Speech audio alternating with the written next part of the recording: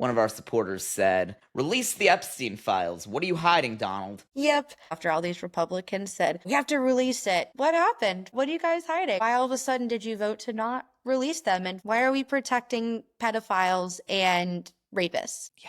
And I think there was another vote today, which shout out to Democrats. It seems like they are now going to attach release the Epstein files to every single piece of legislation going through Congress as an amendment. I And love that. I know, right? Like finally we wake up and do something.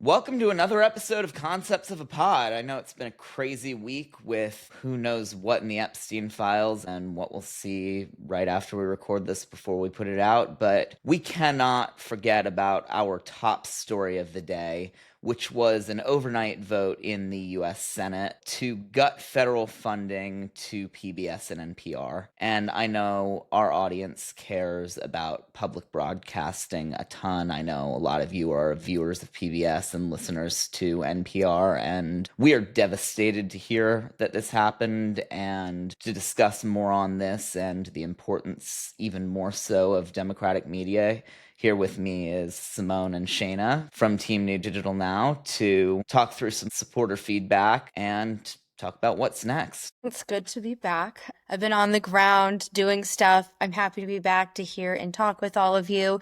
And also, we've got our lovely new team member, Simone. And I'm going to let her introduce herself because she'll do it better than me. Hey everyone, I'm Simone. I'm super excited to be here. I'm the new Deputy Digital Director, and I just wanted to give you a little bit of background about myself. I have about 10 years of organizing experience in my back pocket. I've been working digitally for a long time now. You may recognize me from Crooked Media. I launched their subscription program as their community manager a couple of years ago, and then left last year to do some digital organizing for the 2024 campaigns, and it's been a whirlwind ever since. So really excited to be here and chat with y'all. I'm really, really excited about all of the supporter comments that we've been getting. It's really interesting to hear about everyone's different experiences and perspectives, and that's exactly why we do the work that we do here at New Digital Now. Yeah, it's been so great having you on the team, helping dive into all these supporter comments. We love reading them. There's a lot of them, and of course, we always make sure that we get to, even if we can't respond to every comment, we do read every comment, and so great to have you on the team to help out with that, especially at a time when, unfortunately, it feels like, even everyone from my own family to our supporters have asked where our Democratic leaders are, because it kind of feels like this month especially has felt a little paralyzing in the news. And I think our supporters would agree, given that we asked just this week, do you approve of the job Democratic leaders are doing? And 72% of our supporters, of you guys in our focus groups, do not approve of where Democratic leadership is right now. Wow, 72%. That's alarming. Yeah. That reminds me of the approval rating for the mayor of the city that I live in. I live in Chicago. You can figure that out from there, but it's crazy to see how we went from blue wave in 2018 and then to this massive blue wave in 2020 and 2022. And then things have just started to fall off. It's a really weird time to live in. When I say that, I'm speaking for all of us here. Yeah, and it feels like there's just so much grassroots democratic energy. Even today, there's a protest movement in honor of the day John Lewis passed away and continuing his legacy that we'll bring in Liam from the Blue Anchor Project in a little bit to tell you more about. But before we do, I just really want to focus on the issues at the top with some of our leadership, because there are these facets of energy. No King's Day was one of them. Even when Cory Booker did his filibuster, when Chris Van Hollen went to El Salvador, but our party feels incapable of turning those moments of energy into anything real. Also want to apologize super quickly. I do have some technical issues on my side, so if my mic sounds a little bit wonky, I apologize. It'll be fixed by next week, and I appreciate you just going with the flow with us here. We're scrappy here. That's what we do. Yeah, things happen, and especially with experimental technology. But if you wait to put anything out until it's perfect, you just won't do anything. That's what happened to the Democrats in 2024, and that's why we're here. That's what happened many years, but Yeah. we can talk about that another time. So real, so real. Another time. Oh, also with the energy of these leaders going and making these big public statements, or there's not a lot of action that's been followed up by a lot of these legislators. And I love a lot of these legislators that have gone and done all these great things. But what happens to the energy? There's no actions being taken afterwards. I don't know. I wish I had a solution to that, but just, I guess, an observation at this point in time. I think a lot of us, there's a lot of people conserving their organizing energy right now, kind of for what's to come next year, and trying not to get too burnt out because unfortunately there's there's always an election happening. There's never a good time to sit down and take a break. And I know that I don't want to get burnt out, and I know that no one else here wants to get burnt out, and there's going to be a huge shitstorm coming. That's all. That's all. Yeah, and we really need to be more prepared to collect the energy that comes into these movements and deploy it for future action and create future moments of action. And with that, we're going to bring in Liam from the Blue Anchor Project to tell you guys a little bit more about the Good Trouble Lives On movement and how we're going to take that energy and continue it forward into a more productive 2026 and even 2028 cycle. Hey, Liam, how's it going? Hi, if you can hear me. I'm doing great. It's been a lovely day so far. How y'all doing? Good, Good, good. I good. mean, Good. other than digesting the fact that 72% of our supporters don't approve of Democratic leadership right now, and one Well, of So them all maybe of our not so good, supporters but do not at all approve of what's going on right now. So everyone's in the same boat. yeah, somebody on our side said the Democratic Party needs to be restructured to meet the needs of people in a way that addresses the issues people are concerned about, a positive plan to offset the fascist Republicans. And that's a direct quote from one of our supporters, and pretty much exactly Okay. what we're working on here, right? Exactly. Yeah. I'm taking a look and seeing what our folks have said. It's very similar wording. And I'll laugh if someone copy pasted the exact same thing into yours too, because it's probably the same person. I wouldn't be at all surprised, but I completely 100% agree. They are doing nothing. You know, it's so frustrating. It's like you have all this potential, yet why aren't you doing anything about it? Like, the one person, ironically, who's doing something is Gavin Newsom. Yeah. Yeah. Which, who would have thought? Yeah, good old Gavin over in my neck of the woods, California. Yeah. Yeah. Gavin Newsom has become one of the most complicated people I think I have seen just in the political scene in such a long time. I don't know whose side he's on.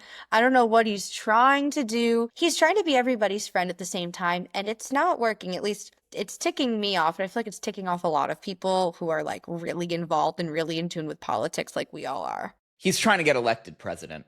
That's the only goal. Oh, yeah. Yeah, And he's trying to look like Bill Pullman from Independence Day.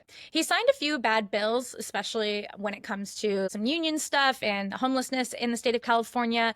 But it is, like Liam said, it is this fact that he's the only one going toe to toe with Trump. He's the only one threatening to redistrict California if they redistrict Texas. And it's just insane to see because I don't know, he's probably not a sociopath, but he's a little insane too at the same time. So there's pros and cons, I guess. But in my world, I just wish he was a teensy bit more progressive in general.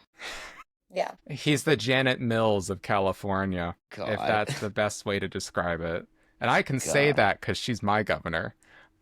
Speaking of that, I found a really good quote from one of our supporters, and they said, "Speak up for what's written in the Statue of Liberty. Stop being afraid of the MAGA bullies. Tell the American people that Trump is using Putin's playbook to turn us into a police state where means of production and our education is dictated by one strong man. Trump is a wannabe Stalin, and with Stephen Miller pulling the strings, Trump might succeed in destroying the greatest democracy in history." That's dark. And another one said, "Defend our democracy. Get the lunatic out of office.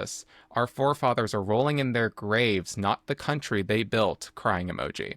And it's no wonder that so many of our supporters turned out last month for the No Kings protest, because Yeah. the idea of having no kings in America is really resonant with everyone right now, because our president is trying to act like a king. I think, was it yesterday or 2 days ago, he was caught on a hot mic saying to someone that he wishes Americans would treat him more like North Koreans treated Kim Jong-un. Yeah, Yes, that he was a couple actually days said ago. that. Yeah. Yeah. Yeah. By the way, speaking of that, we have someone that said, "You have broken your oath to the Constitution. Your oath was not to the president, it was to the citizens of Texas or America." This person speaking to people in Texas. "I'm MADA, Make America Democratic Again." Yeah. And with that, I know we're carrying on the momentum of the No Kings movement across the country today. The organizing team, including you guys with the Blue Anchor Project, right, put together a follow-up to the No Kings protest in honor of the life and legacy of John Lewis, who passed 5 years ago today. And I was in DC when that happened, and remember waiting in line in COVID times for hours to pay respect. That energy was somber but powerful energy at the time. And I know now we are marching in the streets across the country to replicate that. I know a lot of our supporters have told us that they're going to be there. Several more have said they wish they could, but unfortunately can't make the time on a weekday to be out in the streets protesting, which I understand. And Yeah. Liam, can you tell us a little more about what you guys with Blue Anchor are doing to organize these protests and how your supporters are showing up? Yeah, so we are on the national comms group again, like we were for No King's Day, and we have a lot of our supporters going, but exactly the same thing you were saying. We also have quite a bit of folks that said that they wish they could make it, but because it's during the week, they can't. And personally, I wish it was on a Saturday. It would be much more effective than what it is going to be, sadly, today.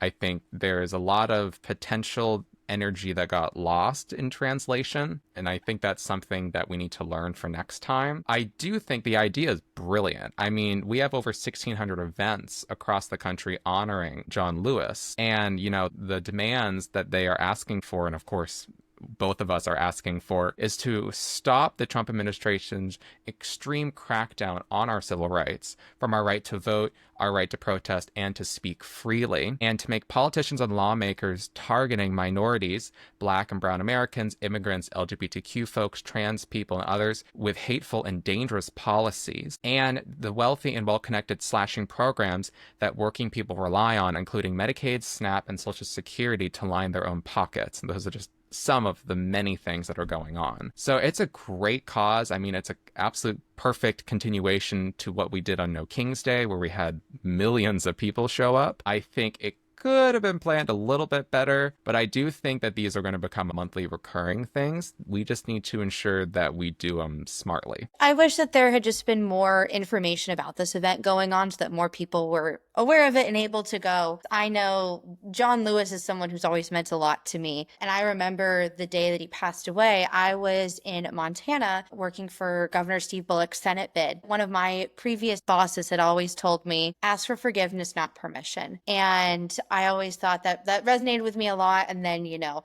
started learning about John Lewis, and he's like, make good trouble, go do good trouble. And I feel like those go hand in hand. And those are the mottos I've lived my life and worked my career on, are good trouble and ask for forgiveness, not permission. And I think both of those statements resonate louder than ever, you know, like scream it from the back, say it louder from the back today. And they will continue to resonate even more with people, even more every day. I wish I could like drill that into everybody's brains, you know, good trouble, ask for forgiveness, not permission. Now is the time to go out and do something if you've always wanted to get involved. You don't have to go to protests if you're not comfortable with that, because I know a lot of people are afraid of still getting sick, or they're not a big fan of crowds. That is fine. There's so many other things you can do. Like, we send out lots of focus groups and we want to hear from you. You can just email us. You can comment on any of our social media posts. I'm going to invite you to also do that on Blue Anchor Project stuff. Oh, like, we have that all set up. Yeah. We want to hear from you and how you would like to help. And we've actually heard from over about 10,000 people since we've started doing all of this for about 9 months now. So we have a lot of people wanting to chat with us, tell us their opinions. It's online and in person, where it's social media, it's through our website, it's through our text messages, it's through emails to us, heck, even some phone calls I've gotten from people. We have a lot of interest and a lot of people want to do something, even random conversations on the street. Like, it is quite fast. Oh yeah, people, they chat and then it all kind of spreads. We're actually really creating a movement. And it's so fascinating to see just how energized people are. I mean, we've actually gotten about between 3,000 to 5,000 people that have submitted messages over the past couple months that we have been sending directly to their representatives. If the representatives will respond, we have no idea, but we're making sure that they receive that information. One of the other cool channels that Simone is helping us start up our Discord channel where you can also talk with us in real time. So I'm going to let her tell you more about that too. But I promise we want to hear from you and we want to talk with all of you. Yeah, really excited about this Discord community. I know that New Digital Now has had it for a little while, but if you haven't joined yet, now is a perfect time to do so. We're going to begin scaling it up a little bit. We want to be able to provide easier accessibility for you to be able to talk with us and to talk amongst each other, because I think it's a great way to continue to coalition build, even with folks who maybe aren't in your city or aren't in your state. So super thrilled to be working on that with y'all. Yeah, and thank you, Simone. So happy to have the genius that created the Crooked Media Discord server bringing her incredible talents to help us grow our little party and get people truly engaged and ready to fight back together. And all you have to do to join the Discord server is donate any amount on any New Digital Now donation page. It'll take you to a link to join the Discord server. But just so you know, you do not have to donate to be heard. We read every response that comes into our submission forms, our focus groups, our petition pages. Whether or not you donate, we want to hear from you. Every time y'all submit something, I get a nice little notification on my phone. I love to see those. It is honestly one of my most favorite things is whenever I get one of those emails, because I love to read what people's concerns are, because honestly, we can't do the work without hearing from you. Our whole point of why we started this is to do politics differently. And the only way you can do politics differently from all the selfish dipshits that are in office right now, sorry, there's no other way to put it. That's the nice way to put it. That's yes, that's true. That's the nice way to put it. Yeah, because comedy's legal. Sorry, except if you're Trump and he's very thin-skinned. But besides that, we can only do this work by listening to you. And I mean, we've gotten requests now to go to Anchorage, Alaska, Honolulu, all the way down to like Key West and Miami, and Maine and Texas, everywhere. Pretty much all 50 states. I think maybe Wyoming is the only one that we haven't heard from yet. I want to take it back, though, to Good Trouble Lives On. I actually brought for you, as our representative from their national organizing team, some questions and comments directly from our supporters about the follow-up to the No Kings movement and the organization of it that I kind of want to ask you. Sorry to put you on the spot a little bit, but somebody asked us, I mean, I think we answered the question of why it wasn't on a weekend, and if there's anything else you want to add about the importance of the day, feel free. But yeah, they put it on the day of John Lewis's death. They wanted to make sure that we were honoring him in a very respectful way. And I agreed that we need to do it. I personally vouched with a lot of other people to have it on a Saturday, but I very much understand where they're coming from. And I think that no matter what day that we do it, we honor him in the way of following in his footsteps, of ensuring that we are getting into good trouble all the time and holding power to account in a way that helps the many, not the few. To say the Vulcan proverb. Yeah, no, I think that makes sense. And put aside the timing, because I do understand the symbolism there. One other question that I think may speak to why, even though this movement is meaningful and powerful, it may not be as substantial as the No Kings protest. Somebody told us they didn't know about this event prior to our text asking them if they were going. And I think that was similar to a lot of what our supporters were saying. They either hadn't heard about it, wish there would have been more advertising, wish there would have been more communication leading up to it. Having been on many of these comms calls since the beginning of this, we have been pitching a lot to all of these media groups, and they don't want to really talk about it since No King's Day. And it's fascinating, you know. I think it's a duality of the messaging is not similar to No King's Day, and it's kind of hard to follow up 5 to 7 million people showing up to protest Trump and try to have that momentum going. Though it is incredibly key how influential media is, because the media had a lot of talk about No King's Day for about a week or two. That's how we got so many people, and also because it was scheduled right. I think one thing that there could have been a better improvement of is the initial organizing of it. You know, I think that that's something that, not to get into the specifics, but I think it could have been much better organized from the start. And I'm hoping that the next event that we do, hopefully in August, I haven't heard anything yet, I'm assuming so, is going to be more aligned to kind of what the No King's Day event was in terms of structure and organizing, because that is very, very effective. And we have the power to do it and build it and really make it into a quite international movement. Can I expand on that a bit too? Yeah. This supporter said, can't you all just organize under one umbrella and coordinate the power of those small groups like Jordan mentioned? And I would like to expand on that a bit, because it is a really hard time to work in progressive politics, specifically in organizing.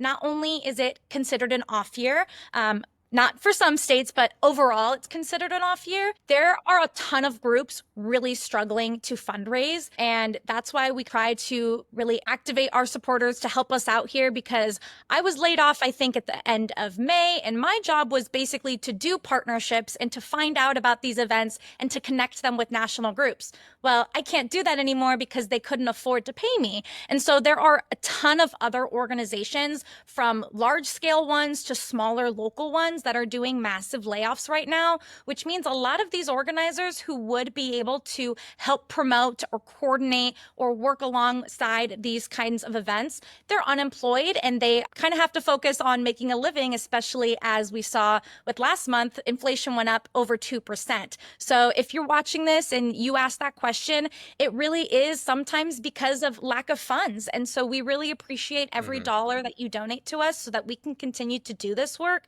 because we're trying to rebuild what has kind of fallen flat since 2024. Yeah, we are building that umbrella that everyone's asking for. There are so many people doing so much good work, but at the same time, there are unfortunately so many people doing not such great work, sending scammy text messages asking you for money just to line their own pockets. And what we have to do is build the network so that donors like you can hear from the people really doing the work. And we hope that Concepts of a Pod can be the through line to introduce you to groups like the Blue Anchor Project and many, many more like them on the ground. And again, all of that's only possible with your support. So thank you so much. Yeah. But it's actually funny thinking about those text messages and talking about the difference between the No Kings protest and the Good Trouble Lives On movement. Is I was thinking back to No King's Day, kind of rhymes a little bit with the No Kings Act, which is a bill that Senator Schumer introduced right before Trump took office that really ran the gamut through the fundraising scam texts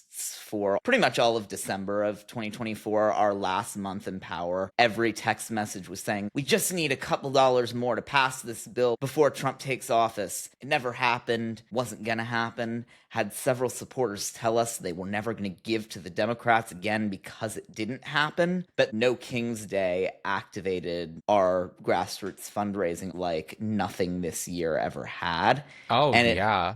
It was it was- insane. And I'm almost wondering if the reason for that is because it reminded everyone subconsciously of that thing they thought they gave to, which was really a scam. I wonder too, but I really think a big part of it is there used to be a saying in politics that people are dumb, and you have to, when you're going to talk to people, you have to think that they're dumb. That has completely changed. Mhm. That's something that in previous episodes you might have heard me say. At this point, old Shayna was wrong. Things have changed so much, and people are not dumb anymore. Voters are not dumb anymore. They're very aware of what's going on. And tying back into what we were talking about at the beginning of this episode, turning these words and this energy into action. I feel like a lot of these people, maybe they did think that their money was going towards this. And if that's what they thought and it got them to come out and participate in the protest for No King's Day, great. I am so happy about that. But I think a lot of people realize that, you know what, this was their way to be a part of what's going on. Because, you know, a protest, it takes a little bit of your time and it's free and you're not required to do anything except be there. And something that I know I've struggled with on a lot of campaigns is getting volunteers to show up for things, especially when you give them a task to do. And the tougher the task, the more complicated the task, the less likely they are to show up and the less likely you are to have a lot of people show up. For No King's Day, it was, are you mad at Trump? Come yell.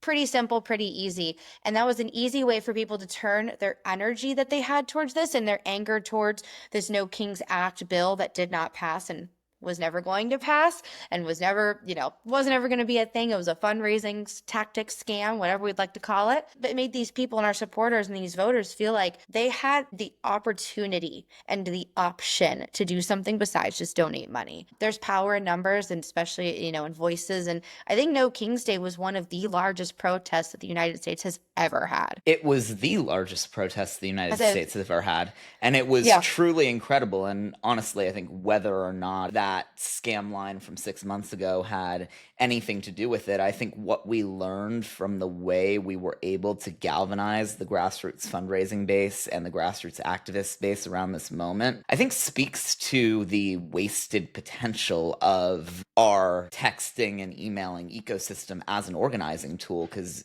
I know you guys as organizers use texting all the time, but at the same time, a lot of the fundraisers use it just to send mass messaging. And whether supporters are unaware of where the money's going and who the messages are coming from, or Shayna, as you say, people finally are getting more wise to it, I think that either way, we need to rebuild the underlying technology that delivers this content to our most ardent supporters so that we can make it more interactive, more empowering, and more powerful. Yeah, and the other thing that I've noticed is, you know, Jerry and I, and if anybody remembers Jerry, who's my co-founder, he gets about 7 to 12 messages from Democrats a day. It is rather shocking how many text messages people get. And, you know, I was reading the Washington Post, and there was a couple letters to the editor that I saw, and they were saying how the Democrats need to stop sending so many text messages and actually start to take action.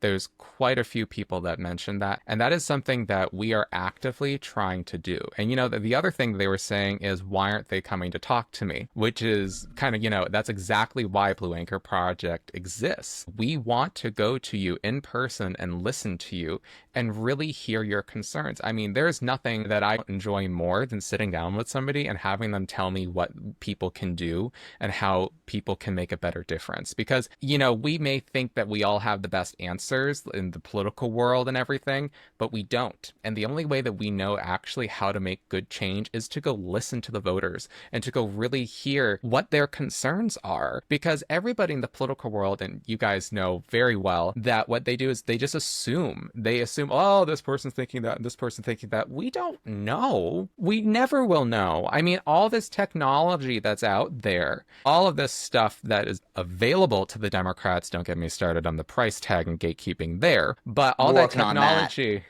I'm not going to be spending $25,000 to get access to a stupid data set that lost us the election. So flat out, to be completely transparent, that is how insane this technology is from the Democrats. So suffice it to say, we need to really ensure that all of us are listening to the voters. And it's something that we have committed ourselves to doing. And I always dare anybody in politics, if you think that you know better than the voters, I dare you to go have a chat and be humbled, because nobody is more important than anybody else. So get off your high horse and do something. A Yeah. hill that I will always die on, and I've mentioned this before, is that even if I disagree with some of the policies of certain lawmakers and electeds, if they represent the district that they are in well, then they deserve to be there. Even if I disagree with things, because guess what? That's what this country was built on. It was built on democracy, and democracy means there's going to be a lot of different opinions and a lot of different thoughts on how things should be done. But the way that you figure out what your voters want is by going out and talking to them. Something that I force every single one of my candidates to do that I work with is go knock doors. Even if Good. it's just a couple of times, you Yeah. know? I'm just kidding. They do it more than that, but they have to go knock doors. They have to go, do multiple town halls and outreach events. That is so important to me. And in lots of different communities and in different capacities. We will do virtual, we'll do in person, we'll do, house parties. We'll go out and just stand in the park and wait for people to come by and talk to us. Like we'll send out text to people, we'll do phone calls, we'll knock doors. We'll have, volunteers go out and knock doors and invite people to events. It's so important that you reach out to your community and that you understand your community. Those are some of the best legislators. The one that I'm currently working for right now, I absolutely love her. She's a really great legislator, and she represents the district better than I think I've seen most politicians represent their districts. She is very in tune with every single community. She has one of the most diverse districts in the state of Illinois. It's got a big chunk of Chicago, but it's got a little bit of the downtown area. It's got the northern area. It's got a little bit of the western side. It's got everything. If you know anything about Chicago, very, very diverse area, very diverse district. But she goes to every community and she talks to every voter and wants to know what's going on, how she can best represent you. Every law that she has put out, she puts them out and she votes certain ways on different pieces of legislation based off of what people tell her and call in and write about. There was a bill, didn't pass this year, but her mind was changed on how she was going to vote on the bill because she had more people call in and say that she should vote yes on the bill than no. And she changed her mind based off of that. That is a true representative. We don't have enough of those because there's not enough people. Go back to your original point, Liam. Go out and talk to other people. And that's something that it's been so important to me as someone who has been in field and stayed in field for the last 8 years. I don't know. It's been a long time. I don't know why I've been crazy enough to stay in it this long, but that is a hill I will always die on, is that if there's someone who represents their district well, they deserve to be there. And I guarantee you the people who are those good representatives have gone out and talked to people and understand what they want. And that goes for any level of government, from precinct captain all the way up to the President of the United States. Wow. I wish we saw more stories of elected officials really changing their minds based on things they see or hear, but unfortunately we don't, because in the DC press, that's called flip-flopping, and that's something you're not supposed to do, apparently. So I guess we can't change our minds or compromise or agree. There's a difference between changing your mind and flip-flopping. I know. I'm just... CNN doesn't care, though. I know. Changing your mind is like when I spoke to Senator Cory Booker and said that I didn't like his support of vouchers for charter schools and Catholic schools and that there needs to be more funding into public education. The next time I saw him a couple months later, he told me he had changed his mind on that and rescinded that he supported that. That's changing your mind. Flip-flopping is when you are like Kamala Harris in your first presidential run, 2020, and flip-flopping back and forth on what you believe for healthcare. That is just a fact. I love Kamala Harris. I think she's a great leader and a great legislator, but she flip-flopped on that and went back and forth to try and figure out how she was going to best please people. That's the difference there. Fair enough, but we also, if we're going to play that game, we have to talk about the incentive structure that led her to do that, where she was essentially forced to hand raise in a debate with 10 other people on a stage and get pigeonholed in a way that no other candidate on that stage did because she was the black woman. You're so right. You're so sorry, right. I worked on that campaign in 2020, on that primary campaign for her, and it was an uphill battle to convince anyone of anything because of the underlying racism and sexism. But I do have to get going, by the way. I have an interview on SiriusXM that I have to go on to. So, Exciting. I'm going on the Progress channel. So it's been lovely speaking with you guys today. And thank you so much for having me on. And let's go get into some more good trouble now. thank you, Liam. So Thank good you, to guys. have you here. You guys have a great day now. You too. Bye. Bye. So great to have Liam on to talk about all of the great work that the Blue Anchor Project is doing on the ground. And before we go, we need to talk a little bit more about the incentive structures in digital media that make it hard for important work like this to break through because talking to people is only half the battle. Democrats have been doing that. The other, perhaps more challenging goal is to take people's voices, to take the words they're saying and break through the noise of the political press. And with that, I want to turn to the story that's had everyone from the left to the alt-right captivated, the Epstein files that seem to be taking the world by storm. And one of our supporters said, "Release the Epstein files. What are you hiding, Donald?" Yep. Something that I promised there's an endpoint to this. So for like the last month, if you were aware of it, there was the trial against Sean Combs or P. Diddy. And one of the prosecutors on that was Maureen Comey. But Maureen Comey was just fired from the Department of Justice, and she was also one of the prosecutors on the Epstein and Ghislaine Maxwell case. I just think that is really wild and really gross. And what interesting timing based off of the vote that just happened to not release the Epstein files after all these Republicans said, we have to release it. What happened? What are you guys hiding? Why all of a sudden did you vote to not release them and fire one of the people who worked on that case? Why are we protecting pedophiles and rapists? Yeah. And I think there was another vote today, which, shout out to Democrats. It seems like they are now going to release the Epstein files to every single piece of legislation going through Congress as an amendment. And I love that. I know, right? Like, finally we wake up and do something. And I guess if it had to be the Epstein files, it's going to be the Epstein files. But Republicans have been tacking on shit in amendments to laws for years. I don't know what. Democrats have had so many chances to do so many things. And they're slowly working their way towards, ask for forgiveness, not permission. Just do it. about damn time. Yeah, and just going off of how the Dems are currently handling it, I think a missed opportunity that I'm noticing from like a lot of the federal elected officials is acknowledging the severity of what the Epstein files even mean and what they are. I know that, it's easy to kind of become desensitized. We've heard about the Epstein files for years now, and there's always been conspiracies about Epstein's death and whether or not it was a suicide. And I'm just a little bit worried about the flippancy that a lot of our messaging, especially from the Dems specifically. I think when you are looking at maybe Pop Crave will post something about the Epstein files or whatever, and that's not nearly as serious of a messenger. But when we have these elected representatives and, their digital teams or whoever are running their messages in their fundraising emails or on their tweets or on their Blue Sky posts, I'm not seeing the fact that the list is trigger warning, rapists and sexual abusers and folks who harmed minors, like women and girls and even men and boys. And I think that while that is graphic and that can be a really hard thing to digest, the further we go along without acknowledging that pretty often, I feel like we're losing the actual point of why we want those files released. I want to point out to you, just so everyone remembers, that Ghislaine Maxwell was sentenced to 20 years in prison for conspiring with Jeffrey Epstein to sexually abuse minors.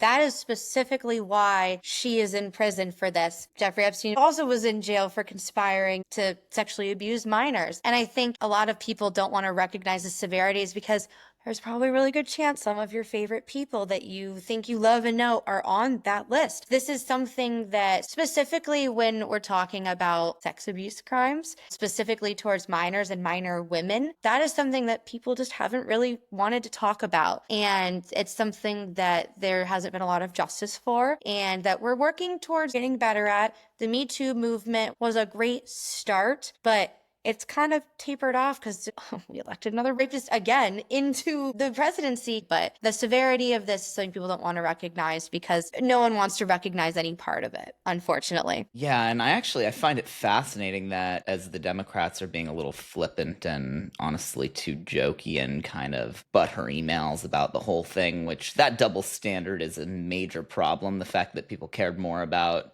Hillary's emails than Trump being on a list of clients of a pedophile. But put that aside, I think it's actually fascinating that some of the most severe and, to your point, some of the most emotional, raw reactions, I think, are actually coming from the right, from the MAGA influencers. And it's a lot of it because they embodied this Epstein files conspiracy theory for so long, thinking the Democrats were in on it, that now the possibility that it's Trump is truly shocking to them. And I think of all the things Trump's done wrong that they didn't care about, they seem to really care about that one. And I find it interesting. Nick Fuentes put out a whole response today talking about how Trump duped everybody. If Nick Fuentes is starting to flip, Charlie Kirk went nuts the other day on Twitter about all of this too. We're starting to see these MAGA influencers flip on things. Yeah, not to mention that, but even Yeah. Kevin Spacey said something. How bad do things have to get when Kevin Spacey is like, yeah, release the files? Like, are you kidding me? Haven't heard that name in a long time. Why is he speaking out? Yeah, no, it's insane that maybe he's just looking for more camaraderie and people going down for this. I don't know, but He probably wants to look good in comparison to the crimes that have been committed by the people on that list, which doesn't make you any better. You've also committed crimes. it's interesting though with Kevin Spacey, and I'm sure I can't even imagine I can imagine, and I hope he hates it, the ridicule he gets in his daily life walking around, and I'm sure he wants that attention pointed somewhere else. But a lot of people have asked me, I've had some friends, family ask me, like, why do the MAGA people care so much about this one when they let him off the hook for so much else? And I said to somebody, who is the one person in, and I only know this from movies, TV shows, and books, who gets beat up the most in the prison yard? Pedophiles. Even the January 6thers don't like this stuff. Like, even the hardened criminals who are supporting Trump because he enables their behavior. Yeah, I mean, these like are the same people who truly believe that life begins at conception and are horrified by the idea of a woman choosing to have an abortion. And that goes directly in line with this. Like, they truly believe in saving the children. Whether that belief is misguided, it doesn't change the fact that it is so incredibly jarring for them to have to come to that self-reflection of who you supported, lied to you, duped you, and is probably on that list that you are so worried about. This just came to my mind. I'm really curious too if a lot of these MAGA, influencer stuff are all so upset about this as well, because this comes so soon after everything that happened with the Catholic Church. And a lot of MAGA people tend to be, very involved in their church, and finding out that their leaders of faith that they were supposed to be following have been abusing their children. This comes pretty soon after that, and that's probably a harsh reality, not defending any of it, but it's probably a harsh reality for a lot of them. That's why we need universal health care and better access to mental health care and go to therapy. I was just going to say on that topic, for all these MAGA people who care so much about protecting the children, they don't seem to care so much if the children have health care, but that's another point entirely. Well, or SNAP or food or, school, any of that stuff, but conversation for another time. Yeah, but I know, right? In the meantime, even Elmo from Sesame Street knows that the list needs to be released. Or, just kidding, Elmo got hacked on Twitter, and the hacker said that the list needs to be released. Although, I did find it interesting, I don't know if you guys saw this, when those hacked tweets came out, Elmo then subsequently apologized for everything but the Trump tweet. Yes, I did see that. I was like, I know Elmo is red, but Elmo is a Democrat. Mm-hmm. Elmo is a Democrat. I don't know about Oscar the Grouch or Cookie Monster, but I know Elmo is a Democrat. Yeah, I mean, Elmo's only red in the same way my hair is. Like, I didn't get to choose that, and I've gotten so much shit. Baby. Elmo's just a little baby. We love Elmo. Yeah. Elmo and Rocco. Rocco was always my favorite Sesame Street character. We love Elmo. We don't love the other Elmo or Elon Musk. Have you called him Elmo on Twitter yet, or is that just me? I haven't. I haven't been on Twitter in the last couple days, not gonna lie. Too much has happened the past few days. I was like, I need a 24-hour Twitter break, which means I missed a year of news, but... Oh my God. Yeah, no, but in case anyone listening doesn't know, a lot of people on Twitter, when they're criticizing Elon Musk now, because there's a theory that I think is true that he suppresses criticism of his name, people have started calling him Elmo on Twitter, and it's just really funny and honestly might explain the Elmo hack. Did Elon hack Elmo's account? We are not going to conspire, though he's going to take us down off of Twitter. He's going to take us down. But a fact we can talk about with Elon and the government is Grok. That is a fact. We can talk about that. Oh, yeah. Not a conspiracy. You mean the $200 million deal that XAI signed with the Pentagon? the same after day. Grok decided to praise Hitler. Yeah. Yeah. Makes you wonder whether or not there was a payment for apologizing for that Epstein list tweet a couple weeks ago. Yeah. For any listeners and supporters that don't know or didn't see it, Elon did tweet about releasing the Epstein files, and then suddenly, very suspiciously, we have that $200 million deal. What, can the government pay me $200 million? You know what? I would take $200 to take down my tweet saying release the Epstein files. Why aren't they paying me at like? Probably because Trump didn't accidentally give you access to the entire federal government's computer systems that probably included the Epstein list. That's a really good answer. You're right, Jordan. That's probably why. What? What is I don't even think we can call this the government anymore. I don't know what to call it, but it's not the government. It's not a government, but because they're not governing. The mob? It's the regime. Oh, yeah. I can call it the mob. Honestly, I don't even think it's the regime, though, because a regime is like actually trying to run a state. They're literally And they have just their running a shit crypto together. scam. It's a crypto scam.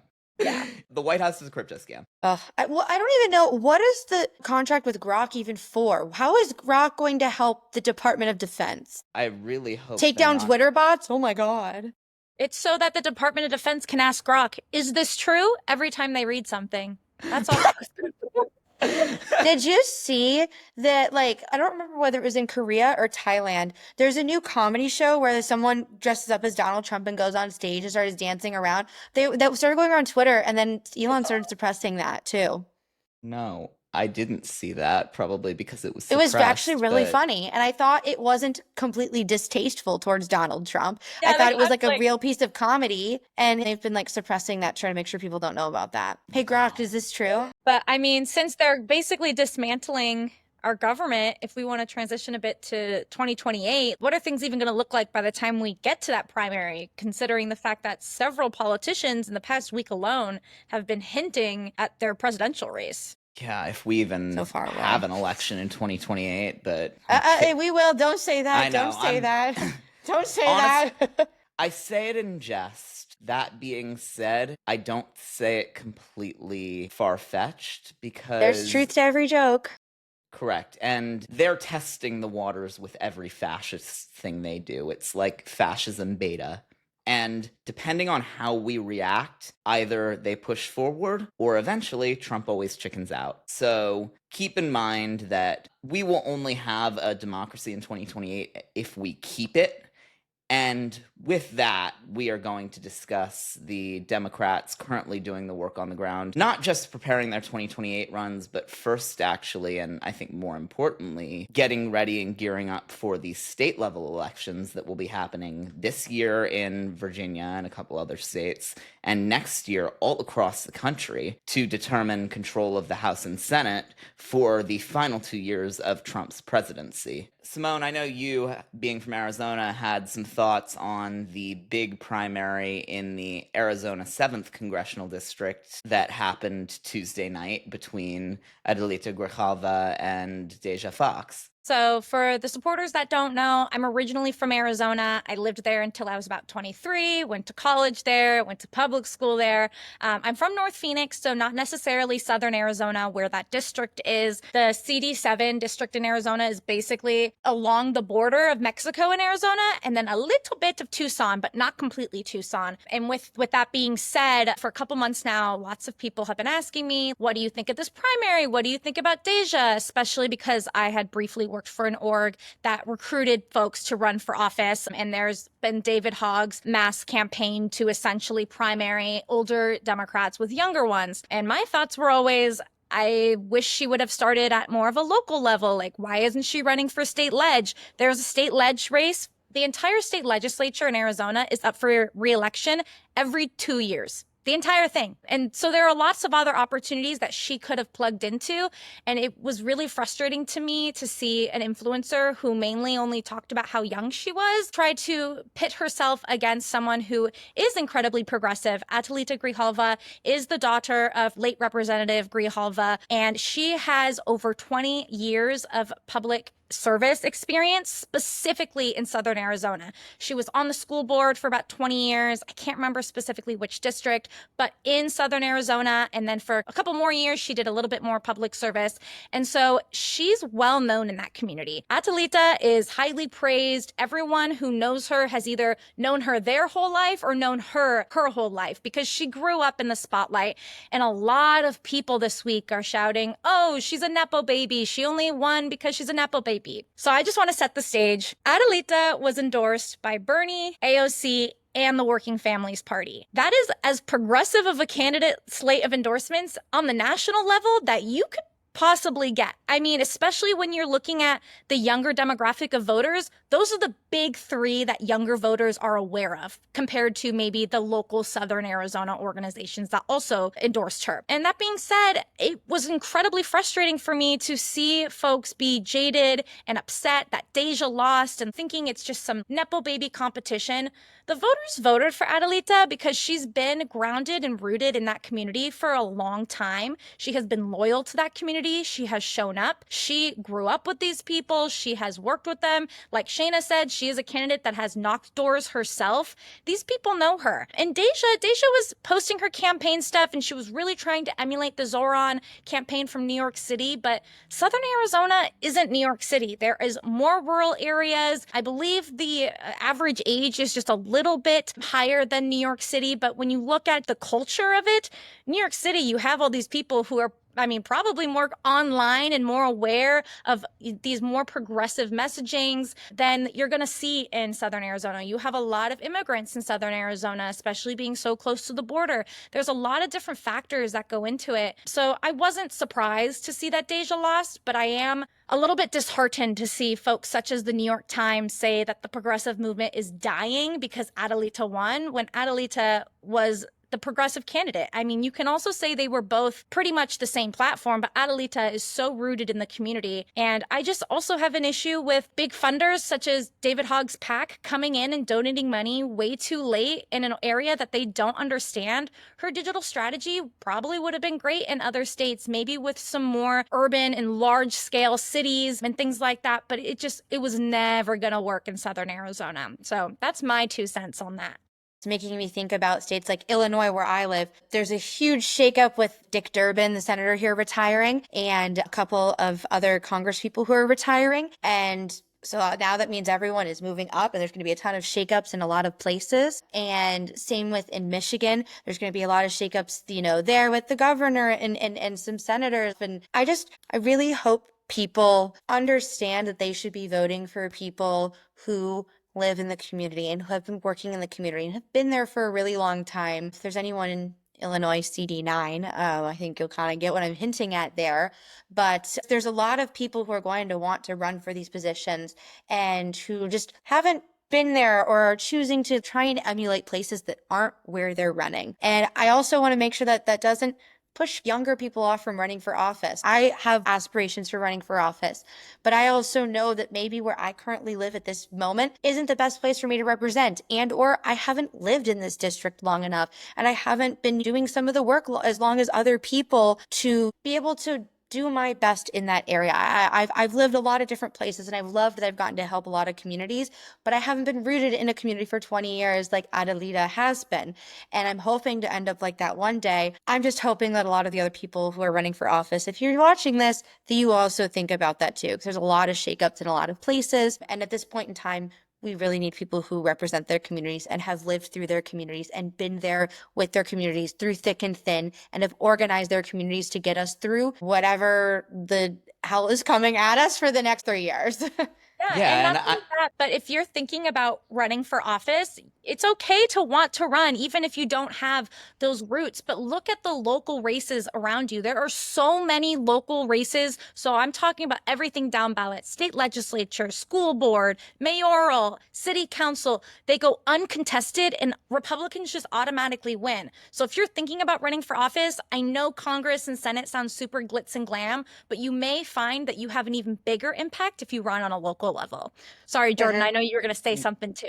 Oh, no, that was 10 times better than what I was going to say and super important. But I was just going to mention that I think you and I talked last week about how not one campaign strategy can fit every campaign. And I think we were talking about it in the case of Zohran Mamdani and the kind of replication of that. And I think Deja is a perfect example of cookie cutter consultant made content that had none of the same substance, none of the same authenticity. And I think that, again, Shayna, to what you said too about having that experience of the community doesn't have to come from being there for 20 years, but rather just comes from being authentic to who you are, why you're there. I mean, the campaign in Illinois that shall not be named that you're mentioning, I believe, is running more on doing things differently than they are on actually running the race. And if I didn't know better, I'd say it felt like they were trying to lose to prove a point. There's too many people who I also believe that are younger and running for office, that they're running and their whole point is, I'm young, you should vote for me.